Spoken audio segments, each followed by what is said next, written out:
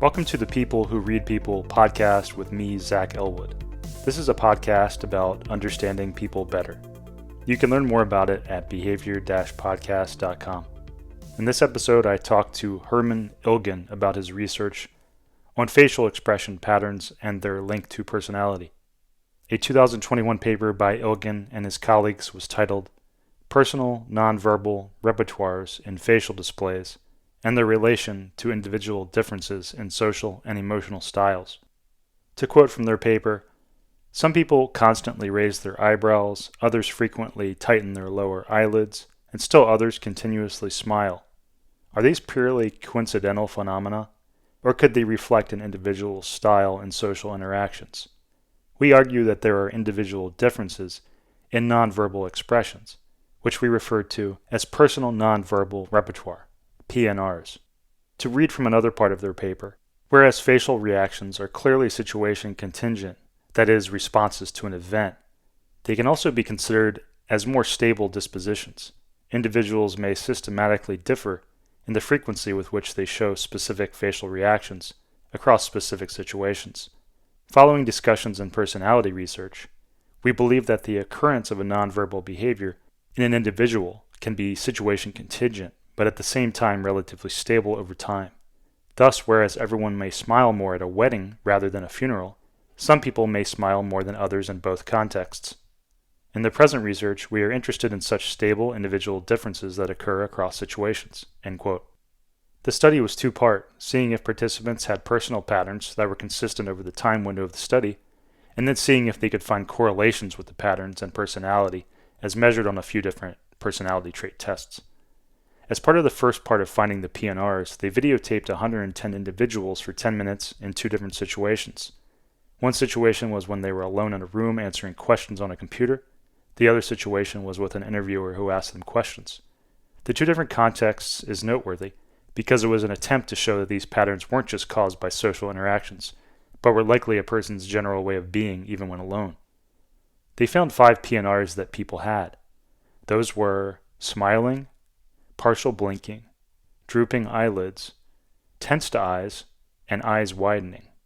When it came to the PNRs that were linked to personality, to quote from the paper again, 3 PNRs showed weak to moderate correlations with individual differences in social and emotional styles. Smiling is associated with compromising and extroversion, drooping with yielding, and partial blinking is negatively correlated with extroversion. These findings suggest that some of an individual's frequent facial action patterns are associated with specific styles in social and emotional interactions. End quote. If you're interested in learning more about this, I recommend checking out the paper. I'll include a link to it from the entry for this episode on my website. Here's a little more about Herman Ilgen, which I got from his INSA Foundation website, which is at insa-foundation.org. He's been a negotiator for more than 35 years and a mediator and trainer for more than 20 years.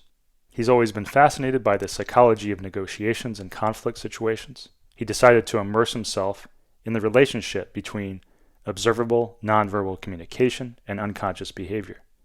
Working with the University of Amsterdam, he's conducted research on nonverbal behaviors. To make his insights useful for daily practice, he developed the INSA method. At the INSA Foundation, they conduct training to people interested in making use of his ideas. People who attend his training include negotiators, lawyers, police officers, healthcare professionals, personal coaches, and more. In this talk, I asked Herman about his research, about what got him interested in doing that, about how he makes practical use of his findings, and about negotiation work in general. I also want to give a quick thanks to Alan Crawley, who gave me the initial idea for talking to Herman, and who helped me brainstorm some questions. Alan is a nonverbal behavior expert who goes by the online handle Synverba. If you're interested in nonverbal behavior, I had a great talk with him for the podcast that was one of the more popular ones from last year. Okay, here's the talk with Herman Ilgen. Hi, Herman. Welcome to the show. Hello, Zachary. Nice to be here. Maybe we can start with what led to you focusing on facial expressions in the first place. Well, this came from my practice as a professional negotiator and mediator. I thought I saw something happening that might be interesting to know more about. I've done 35 years plus of negotiating, 25 years plus of mediating, and then you tend to see that Whether you get a result or not is not dependent on the issue. It's not so much due to the intentions of the people at the table, but there's also something happening in a sort of an undercurrent. So that got me interested in diving into this. Was it surprising that there wasn't much research or really any research maybe on that topic? Could you talk a little bit about delving into that research? Yeah, it was really a big surprise to me. I had spent months of going through literature on nonverbals and especially the face and what it would mean.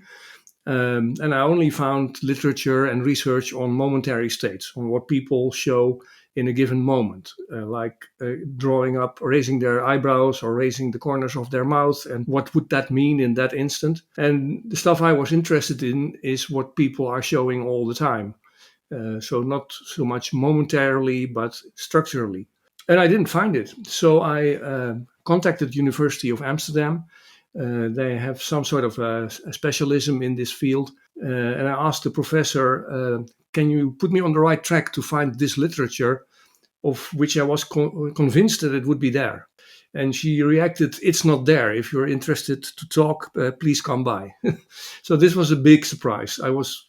I'd never imagined that something so obvious wouldn't have been researched already. Hmm. So that was the initial big surprise. And the surprise only became bigger when we started working on the data of our first research project, when I already at an early stage saw that people tend to show certain facial displays 80 to 200 times in 10 minutes.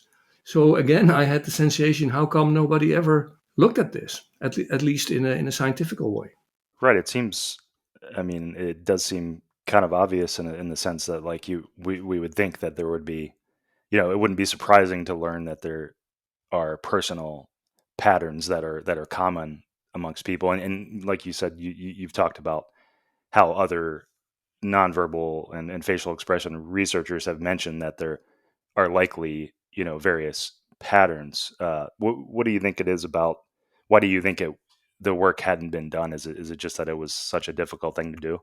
Well, maybe because it's the other surprise was how tough and laborious this project was, but well, I don't know. Maybe people are more interested or had been more interested in something that happened suddenly, and what would it mean? Is this person maybe even lying, or is this person showing something of their feelings? And it's sort of an automatic tendency, I think, that science starts off in a certain way, and then there are a lot of others who follow in those tracks and form their own opinions. I don't have a conclusive explanation, but it's not that people didn't see it. Hmm. Paul Ekman wrote in one of his books that he found it remarkable that some people were raising their eyebrows quite a lot. And then he goes on saying maybe it has to do something with their personality or with the people they contacted when they were learning speech. And then he leaves it and goes on with his emotions theory. It's not been the focus, apparently. Yeah, I guess it's kind of, it might be related sort of in the poker tells, poker behavior space, or just in general. I think people like to try to figure out like a decoding kind of like this means that thing, as opposed to being like, well, maybe there's like more complex, Yeah. you know, personal set of categories that people fall into. That's a much harder thing to try to parse and a more nuanced thing to try to figure out than trying to reach for these like, oh, this means that mostly, and we can Yeah. try to use that as a code or something. Exactly. People are always, understandably, looking for a quick interpretation and a quick fix. But unfortunately, or fortunately, individuals are too complex to draw conclusions like that. And so it's also in the method that I developed in parallel to doing the research, is that we don't do one-on-one explanations. We provide a certain interpretation of what you're seeing in a face, and especially focusing on how it might help you to build contact with a person. So not judging or having a sort of a semi-conclusive interpretation about what you see in the facial display.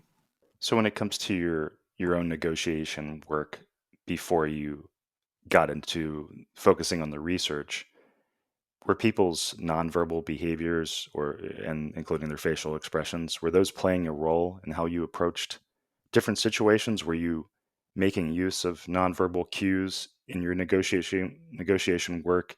And is that part of what led you to well, I guess you partially answered that, but maybe you could go into a little bit more detail on that. Yeah, well, like any negotiator, you get impacted by nonverbal cues that the other person at the table is transmitting, but you do that largely on an unconscious level. It's more intuitive, and of course, as you get more experience, you pick up more. But still, I found out when I had dived into this specific field that even with all my experience, I also had my blind spots in terms of people that I was structurally being surprised by, that I couldn't really see coming, if you know what I mean. In my case, this was especially people who tend to show initial aggressive behavior, which you'll find at many negotiation tables, that the negotiator first attacks the person on the other side of the table and then try to push their agenda. And of course, I always dealt with that. And it's not like I was intimidated by it, but it cost me relatively a lot of energy. And with the knowledge that I have now, I can see it coming. So it doesn't surprise me. And I don't even have to judge it. I'm neutral about it and I'll just do what needs to be done. So it's more like moving from intuitive to having a complete picture and as I said, see it coming before it happens. Maybe you could talk a little bit about when it comes to, you are making practical use of these patterns in the wild. What are some of the things that pop out to you immediately when you're studying someone? Well, from the method that I developed, I know I first have to track the main style of this person by observing his or her face for a couple of minutes. It takes a couple of minutes in which I try to look like a camera looks at someone, which is just noting down what I see and how often I see it. After a couple of minutes, usually 5, I have a database which gives me information about how this person is best to be approached. And that differs hugely. Some people like you to get to the point immediately and be clear about whatever you need to be clear about, even if it's conflicting interests. Other people first want to start quietly, not too quickly, have some space to, as it were, land in the situation. Again, others first want to know who they're dealing with and what they can expect. So people are interested in having some predictability in the situation. And a fourth category is made up by people who value the working relationship, who value you taking an interest in what moves them and try to find something like a joint solution or a compromise. The way you approach these negotiators really differs. And so the first thing I need to do when I start a negotiation is use the first few minutes when usually nothing special happens to make up my database and my analysis and start acting from that. Would you say I'm understanding correctly that it allows you, you're saying it allows you to form a quicker understanding of their general tendencies, whereas without that knowledge, you might reach some of those same conclusions. It would just take you a longer time. Is that accurate to say that you're basically being able to reach a better understanding of their general personality tendencies quickly? Yes, that's in essence that's it, and especially focused on what do I need to do to build up contact with this person and create an atmosphere where we can go solve problems. A note here. Next up, I ask Herman for some examples of how he uses these patterns in real world situations. As sometimes happens, as it's hard to speak off the cuff about such things, Herman wasn't that happy with how he'd phrased things, so he later recorded a retelling of those stories, and I'll play that now. I have two different examples. One is I was hired by a team to help them in a negotiation with a guy they described as a handful, always dominating the discussion, impatient, changing the subject. So when I met him, I saw a high frequency of raising eyebrows and upper eyelids, what we would call the acting type. This type of person generally needs others to be entirely clear and assertive, plus having a focus on results. So I was going to work accordingly, but I also needed to contain his tendency to improvise and wander off in terms of the content. And of course match his energy level, which was high. What I did first was ask him, what result do you strive for today? And then put our goals directly next to his. From there on I asked, how do we structure this meeting to get there? And we agreed on an agenda, knowing that he would tend to digress anyway, which he did 7 or 8 times. What I did then is ask him, do you now want to discuss this new topic, which means we have to reconsider the agenda, or do you want to go back to the agenda as it is? Every time he chose the last. Essential was that I didn't compete, saying he could not digress from the agenda. But by asking the question and by being assertive on the agreed agenda, I could contain him. At the end I would typically ask him, are you okay with the result of today? And then a completely different situation. I had to deal with a person who was primarily showing drooping eyelids and raised eyebrows without raising the upper eyelids at the same time. We would call this type primarily adapting and secondarily acting. These are people who are sort of relaxed on energy, a bit secondary in their reactions, but also quite firm on their own goals. What this type needs is to feel you respect them by giving them space for their input, for their thinking, and also give them space to ponder whatever you have said. Any form of pressure is a bad idea because they will immediately distance themselves from you and you will not get anywhere with them. So I took time. I gave him space to express his views both on the process and the content, and also to think about my ideas and my input before he had to react to that. And I matched his energy level, which was moderately low. So initially this makes for a more paced and even slow process if you would compare it to the first example. But when he started feeling that I was really respecting him in his interaction needs, the process started speeding up. At the end of this meeting I would typically ask this person, how do you feel about what we have done today? So these are two completely different persons and different approaches, which goes to show that being able to read the face will help you make your approach more tailor-made to your interaction partner. Next up, I asked Herman about the role of rapport in his model. When talking about nonverbal behavior, a lot of people talk about matching the styles of other people and using that to gain rapport. So I asked Herman how important that is when it comes to these patterns. Well, in general, I advise people always, please be authentic. Don't do or try to do anything, especially with your face, that's not authentic. Let me give you an example. If I look at my personal nonverbal repertoire, I'm a guy who draws up his eyebrows and upper eyelids, and also sometimes shows some white underneath my iris. What I don't do in my personal repertoire is tense my lower eyelids. Of course, if I look into the sun, I do that, but normally it's not something I do. Suppose I would be negotiating with a guy who is doing that constantly, and I would start matching that. I guarantee you it will look terrible because my personal nonverbal repertoire will always be what it is, regardless of the situation. So I'm doing something that's not congruent with that. But it's strange in that.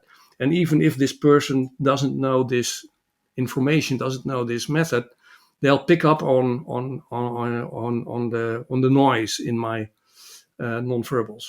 So no, that's exactly what I don't do. I don't try to match someone's expressions or displays. I use the information to understand what I need to do to build rapport, and that's in the approach of the conversation. So I don't change my face, even if I could, which I probably couldn't. Right. So it's more about matching your general approach, and it's not about changing your face. Yeah. Yeah. Exactly. Yeah. That I've talked about that on a few previous podcasts where I think the focus on matching people's behavior in general I think is misguided because it, like you're saying, it comes across, what people don't understand is like, even if that were theoretically the best way, it's like people can sense that it's a fake thing and that makes them uncomfortable, and so you have all these people trying to do things that just come across as weird and kind of unnatural and makes people not like them, basically. Yeah. You'll get the opposite of rapport if you do that. Mhm. So I was curious when it comes to some of the behaviors, like let's say the drooping eyes. Do you have explanations about what are the underlying causes of these expressions? I guess to a certain extent, some of these are pretty pretty easy to understand. Like smiling, obviously being more engaged and extroverted. But for the other behaviors, do you have explanations about why, for example, drooping eyes is more likely to be a submissive, yielding way of being? Well, only very general. What we did in our research is just find out what patterns are there and what combinations apparently are significant. What we found is that there are four combinations in the total data that are apparently significant. And one of those is the combination of the drooping eyelids, white underneath the iris, and you even see a lot of partial blinking, so people blinking without entirely closing their eyes in this same category. It seems that the common denominator here is low muscle tension. And low muscle tension in combination with behaviors like being able or willing to yield, being inhibited, not speaking out, being withdrawn sometimes. It doesn't sound strange, but it's not like we researched the why of what we found.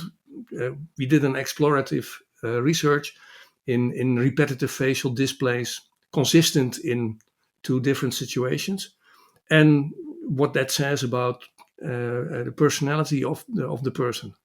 But the exact why, I don't know yet. I mean, I can guess at it, but it's Mhm. something else than knowing. Well, you had talked a little bit before, before this talk. You had tied in your work with, like James Russell's work on, the spectrum of arousal and the spectrum of Yeah. valence or warm, cold feelings. Could you Yeah. talk a little bit about how you see those ideas mapping over, maybe? Yes, well, James Russell did very important work on how people perceive other people. Right? So he was looking from the observer's part in the interaction. And what he found is he put it in what he calls a bidimensional model. What he found is that some nonverbals are consistently interpreted like high arousal, which is the eyebrows up, upper eyelids up, is interpreted as high arousal. And a drooping face, drooping eyelids are perceived as the opposite, as low arousal. And he found that people who are smiling and raising their cheeks are being perceived as pleasant, warm, and people who frown their eyebrows and squint their lower eyelids are being perceived as cold and distant and unpleasant. Hmm. This is all from the observer's perspective. So it doesn't say anything about the reality of the person who is being observed. At the end of our research, we found that the structure that we saw in the repetitive facial displays is more or less the same as the structure of the bidimensional model that Russell has found. There we match with his work. And the interesting thing is that we look differently. So we got information from the participants themselves about themselves. So we had not the observer information, we had the information of the person that was in the project who was being observed. And other than Russell, we looked at what was happening in the face all the time. So you could say that what we found is very much in line with what James Russell has done. Hmm. It adds to his work, I would say. And to make sure I'm understanding it too, I'm getting that because it's personality linked, the PNRs that you've studied, because they're personality linked. It's not like you're say you're analyzing someone, you're finding out something about their personality. So it's not like you're returning, going back to look, right? You're not like calibrating on the fly, like say in a negotiation.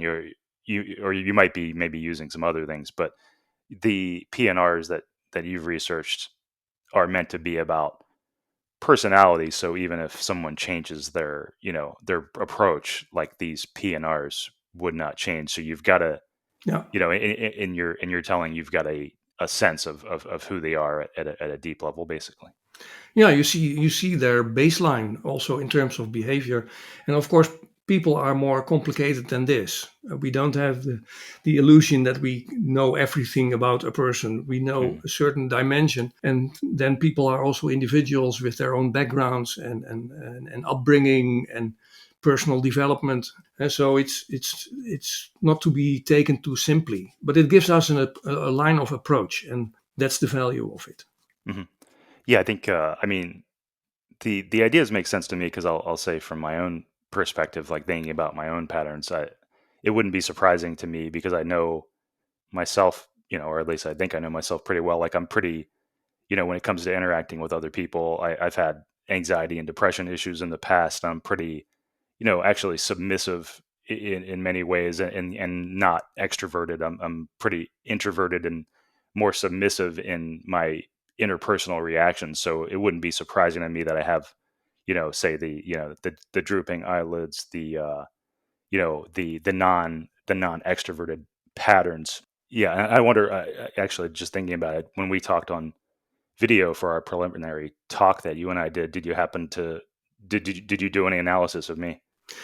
Well, not really uh, specifically, but of course, I pick up information from all the work that I've been doing on this.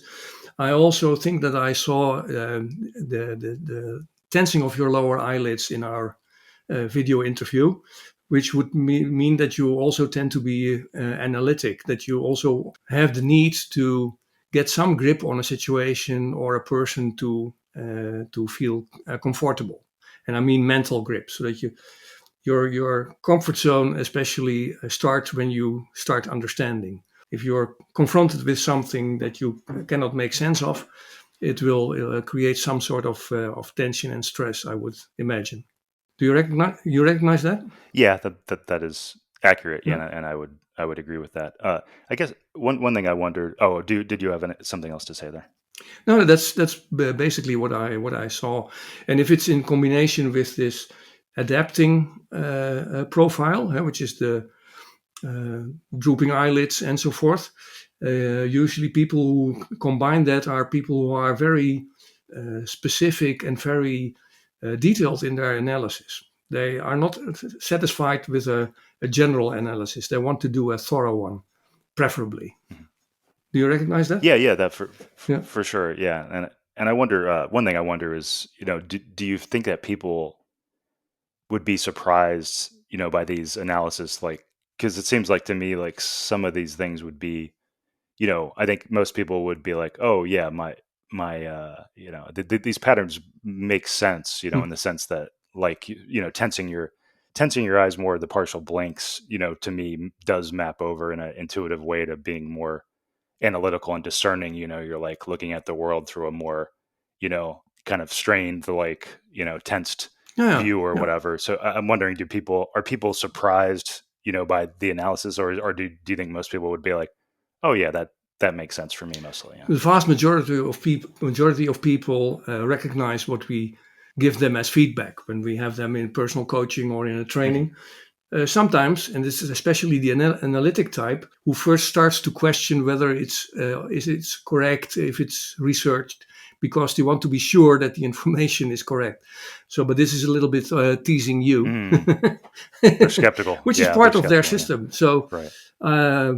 if I do a presentation about this matter, about this method, I always say I would be a bit disappointed if some of the analytical people in the audience wouldn't be critical. Yeah, Yeah, that's what's interesting about your work. It does map over in an intuitive way, and even if they are kind of intuitions we have, that proving it is another yeah, thing, right? exactly. And having now this basic proof that we found in our first research makes it even more relaxed and more secure to apply this in professional practice. It's not like I think I saw something or I sense something. You can know what you're looking at. Hmm. which makes it more easy to do certain interventions or maybe change your approach when it is needed. Hmm. Yeah, and I think it's yeah, and the more I've thought about your work, it's interesting in the sense that like sort of like we were saying, getting quick reads on people. Like you can imagine talking to someone for a few minutes and getting some of these same reads, but say you saw them immediately doing partial blanks that and maybe that's going to give you a insight that you wouldn't have had focusing on some of these things. Maybe we could talk a little bit about the drooping eyes, because I mean the Yeah, in some of your training materials, and I'm not sure if this was, I think this was more like the your training and not necessarily the research. There's a distinction there, but yeah, in your training materials, you talked about how there can be, for people with the drooping eyes pattern, you can have a valence there of someone being relaxed versus someone being uncomfortable. So yeah. can you talk a little bit about how you see, those kind of personality traits maybe playing out in different scenarios? Yeah, well, people are different in the way that they are balanced as a person, that they are at ease in situations. And in general, you can expect someone who shows the drooping eyelids, the white underneath the iris, and the partial blinks. If this person is at ease, this person will also be perceived by others as calm, composed, easygoing. Whereas when this same person is out of his or her comfort zone, the perception will also change. There will be more a sense of them being withdrawn, maybe not interested or too passive, unclear. So the way you come across with others also has to do with the level of your personal ease, of your personal comfort zone. Hmm. And so this will transpire in your behavior, but it will also have an impact on how others will perceive you, whether they know what they're looking at or not. And how, when it comes to other factors, say, obviously the content of what people are saying, which is Yeah. obviously huge. How significant do you consider, analyzing some of these patterns? Do you think it gives a significant boost to a negotiator's skill set, or how do you see these things playing into other factors? Yes. Well, the other factors are also important, and I wouldn't say even that they are less important. It's all a combination, and this is in my view and from my experience a clear add-on to all the other aspects and knowledge that negotiators or mediators or lawyers or personal counselors may already have or have. It creates something extra. What is also a benefit from this method is that if you acquire this, we will force you to go and look at another person like a camera does. So you have to step out of your perceptions, out of your judgments, and first just register what you're seeing. And this involves a mindset that will also help you listen better and have a better overview of what is happening. So there's, in that sense, also a side benefit that this requires, but it also generates a certain mindset in interaction with others. Being more cognizant of other people's styles and personalities and Yeah, such. it's like stepping into the helicopter and having the helicopter view. Are there other facial patterns or other behavioral patterns that you think are reliable and practically useful that you make use of or that you train about, but that haven't been formally studied? Are there some things like that? Well, we from our core ideas, we tend to stick to what has been researched and peer-reviewed, published material. Mm, So that's the core.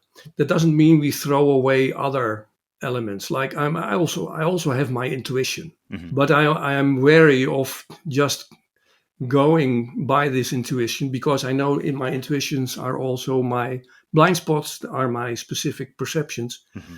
So it's not that I don't use them or would discredit them, but I'm more careful to use them, and this gives me more certainty of what I should do in approaching another person.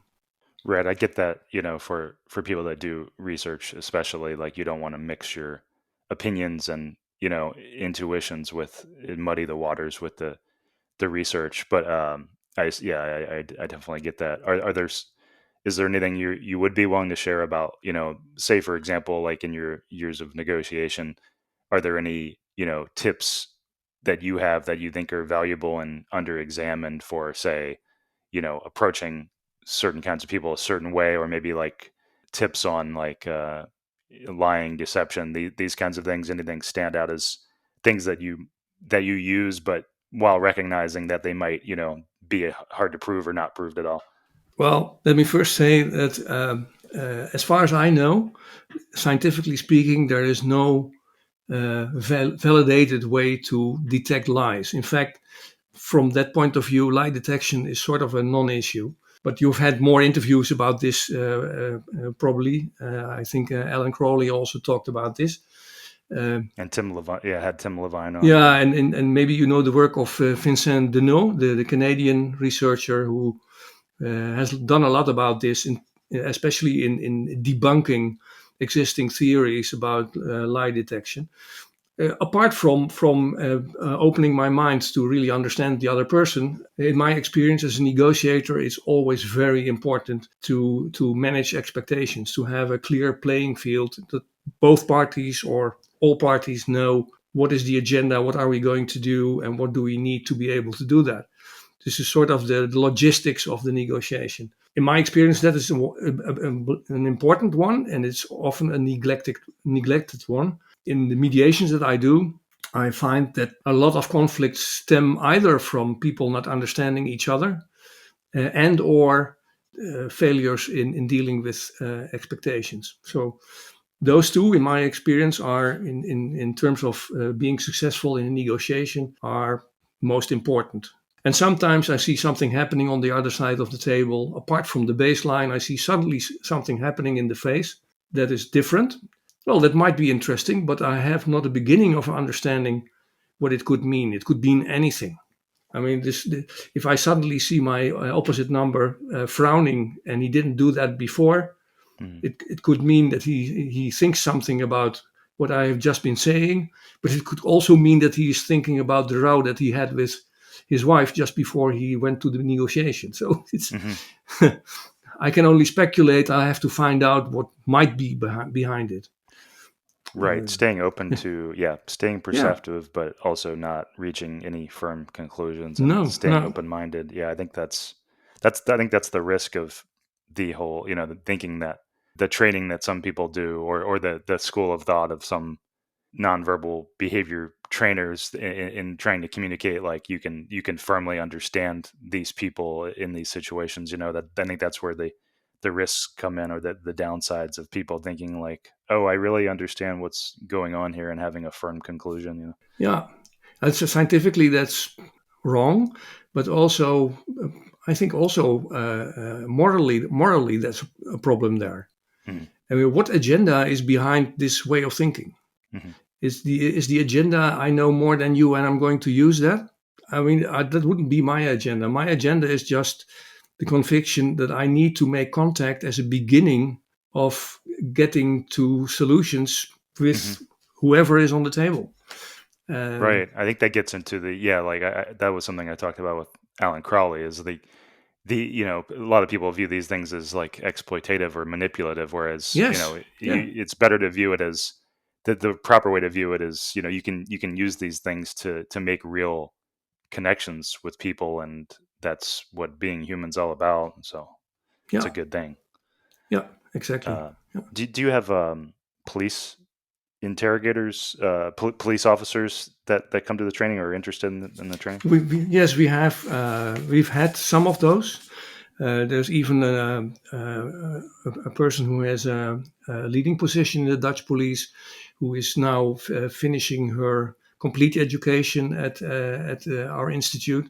So she will also become a license holder. We've had people from the Dutch Secret Service, from customs, from several parts of government organizations in that field. So that's part of the groups that we get. Hmm. I'm someone who's interested in in verbal, verbal patterns, basically, content patterns. And for example, I really enjoyed Mark McClish's book, I Know You Are Lying, which Mhm. analyzed a lot of real world criminal cases for language patterns. And I'm curious, was it often the case in negotiation where would you ever get like occasional tells basically based on people's wording of language that clued you into their motivations or maybe their hidden desires? Would that ever happen occasionally? And was that a part of is that something that grows as a negotiation skill? Well, it's still going away from the intuitive part, uh, from the way that I look at people and experience people, and then in negotiations, I sometimes see in the style of their verbal communication parallels to what I see in the face. So, Mm, what we call type two acting type will be quick in his speech, will be very explicit, a lot of variation in the intonation, and especially a lot of speed and movement. On the other hand, someone who shows the drooping eyelids, the type 1 adapting type, will be more circumspect, it will take longer, it will initially be more vague than very explicit. People who have the analytical profile, so the squinting lower eyelids, tend to be more structured, more maybe even more rigid in the way that they speak. It's and people who are of the affiliating type, which is the smiling people. Well, they're also moving around a lot, and in the way that they speak, they tend to speak a lot more about we than about I, for example. So they're always looking for the relationship with whoever they're dealing with. So we can pick up verbal cues in terms of the style of speech and maybe also the words that they use. But I'm careful to pinpoint a one-on-one there. As I said, people are more complicated. and to be a little bit more specific, I was talking about like actual content of what they say. So for example, you know uh, there's often patterns of people using more vague or indirect language when they're avoiding something, or maybe pausing more before answering. Just these kind of general, even if they're not 100%, the kind of things that clue you in, like, hey, maybe somebody's avoiding this based on the language they're using. I'm curious, with those things, often would you often use those kind of little reads, tells in negotiation? Well, primarily, I'm going to match what I hear with what I see. So if I have this type 1 adapting low muscle tension person who is speaking vaguely and waiting before he or she reacts, I would interpret that as completely normal and natural and no reason Hmm. to try to find out what's behind it. If I would see the same with a type 2 acting person, well, that would be sort of strange. And that might be a flag for, hey, what might be the matter here? Maybe I should explore a little bit more. And so I use the nonverbal in that sense as a measure to see if it's congruent, if it's logical what I hear them say and the way they are saying it. When it comes to criticisms or feedback about your work, how is the community, nonverbal research community, or maybe other research communities, how have people responded to your work? Well, I didn't have so many reactions from that field, not much. The article has been viewed quite well if I see it online, so that's not the problem. We had some initial interest from various universities that people were saying, "Hey, this is interesting. Can we go and do a next project together?" I had a couple of really nice compliments from the scientific community here in the Netherlands, like one scientist who said, "Hey, you're opening a complete new avenue in nonverbal research." Hmm. So that was really nice. And of course, you also get some skepticism, but then if people look at the results in the publication, well, they speak for themselves. So it's not much to talk about there. Some people have had to get used to the idea that there is a link between the face and personality.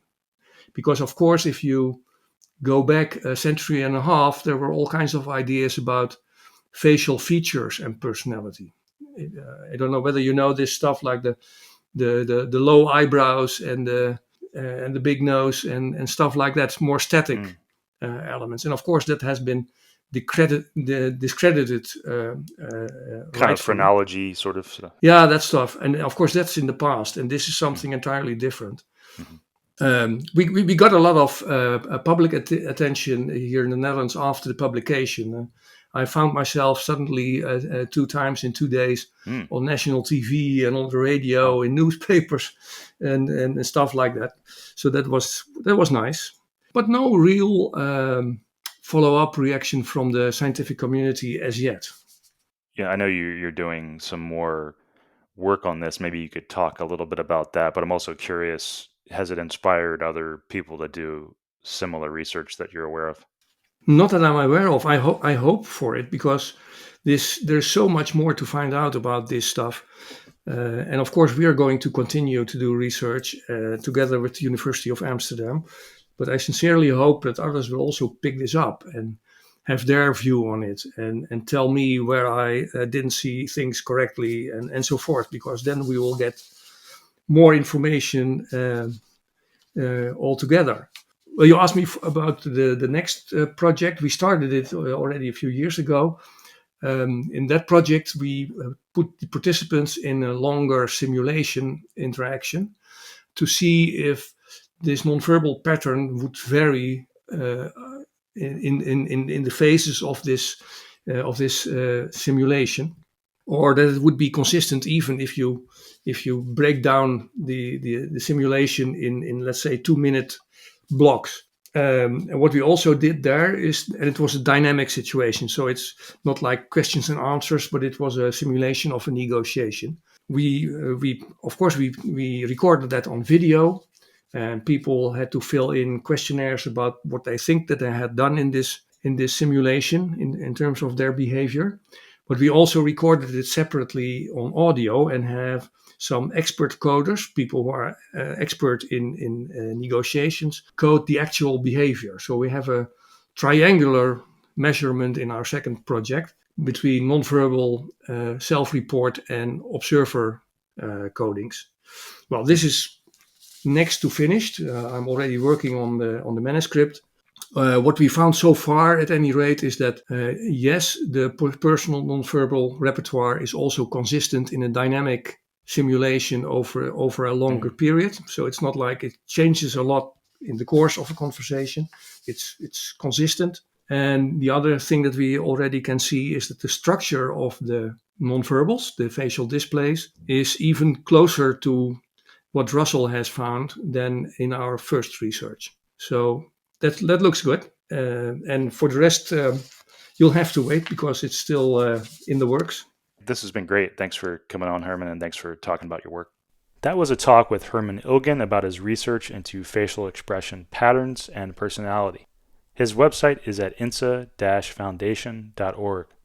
If you're interested in learning more about his work, I recommend checking out his paper, which is titled Personal Nonverbal Repertoires in Facial Displays and Their Relation to Individual Differences in Social and Emotional Styles.